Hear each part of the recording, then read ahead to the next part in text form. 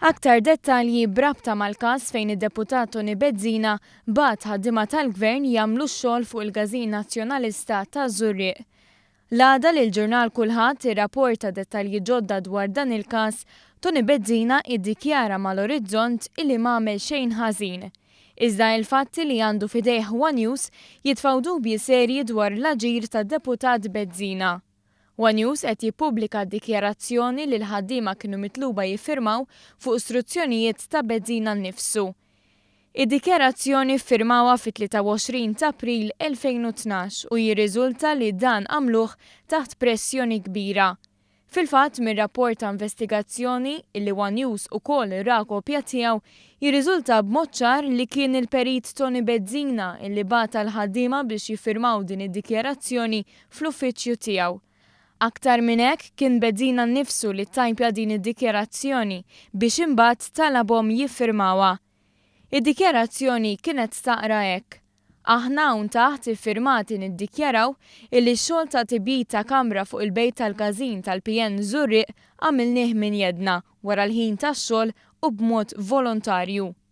Xi ħaġa li eventwalment kienu l-ħaddiema stess li insistew illi ma kinitx minnha. Kien ftit aktar minn sentejn ilu li l-perit Tony Bezzina kien ordna ħaddiema fis-settur pubbliku biex jagħmlu dan ix-xogħol fuq il-Gażin illi tiegħu kien president. Ix-xogħol sar darbtejn minn 3 ħaddiema illi kienu jaħdmu ir-Rapid Intervention Unit tal-Ministeru tar-Riżorsi u l-Affarijiet Rurali illi tiegħu kien responsabbli George Pulicino. Qabel marru Żurrieq il-ħaddiema ntalbu jbidlu t-t-shirts tax-xogħol u għall-bidu kien min għalihom li sejrin jagħmlu xi xogħol għand Bezzina nnifsu.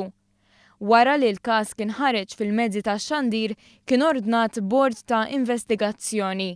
Bord li r-rapport tiegħu inżamm mistur minn gvern preċedenti.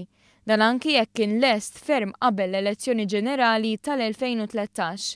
Fil-fatt jirriżulta li l-inkjesta nżammet mistura biex Tony Bezzina jkun jista' jikkontesta mingħajr problemi l-elezzjoni ġenerali fuq il-5 distrett. Din id-deċiżjoni tieħdet fi żmien li Simon Busuttil kien delegat speċjali ta' Lawrence Gonzi u anki viċi kap. Wara l-elezzjoni Simon Busuttil ħatar lil Tony Bezzina bħala Shadow Minister tat Trasport Pubbliku u issa fdalu il-bidja u s-sajt.